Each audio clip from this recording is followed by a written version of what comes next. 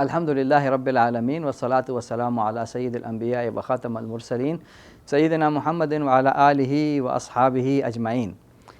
حضرات، دنیا کا قانون ہے اور ہم نے یہ سائنس میں بھی پڑھا ہے، آپ نے بھی پڑھا ہوگا، بچوں کو بھی سکھایا جاتا ہے کہ بقا کی شرط جو ہے وہ طاقتور کے لیے ہے، بقا کا اختیار طاقتور کے لیے ہے۔ جتنا آدمی طاقتور ہوگا، جانور ہوگا، جاندار ہوگا، اس دنیا میں بقا کا اختیار اس شخص کو حاصل ہے جو دوسرے پر غلبہ پائے، جو طاقتور ہو۔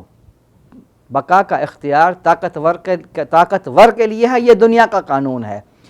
لیکن اللہ تعالیٰ کے ہاں بقا کا اختیار طاقتور کے لیے نہیں، صالحیت کی بنیاد پر ملتا ہے۔ صالحیت، جو جتنا صالح اور نیک ہوگا اللہ تعالیٰ اس کے لیے بقا لکھے گا۔ قرآن مجید میں اللہ تعالیٰ کا ارشاد ہے وَلَقَدْ كَتَبْنَا فِي الزَّبُورِ مِن بَعْدِ الذِّكْرِ أَنَّ الْأَرْضَ يَرِثُهَا عِبَادِيَ الصَّالِحُونَ، اور زبور میں ہم نے نصیحت کے بعد لکھ چکے ہیں کہ زمین کے وارث ہمارے نیک بندے ہوں گے۔ یہ سورہ انبیاء کی آیت نمبر 105 ہے۔ زمین کے وارث ہمارے نیک بندے ہوں گے۔ تو معلوم یہ ہوا کہ بقا کا اختیار طاقتور کے لیے نہیں، بقا کا اختیار صالحیت کی بنیاد پر ملتا ہے۔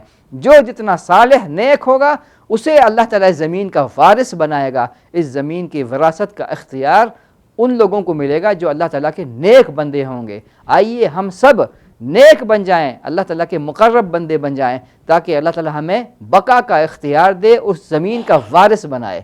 آمین۔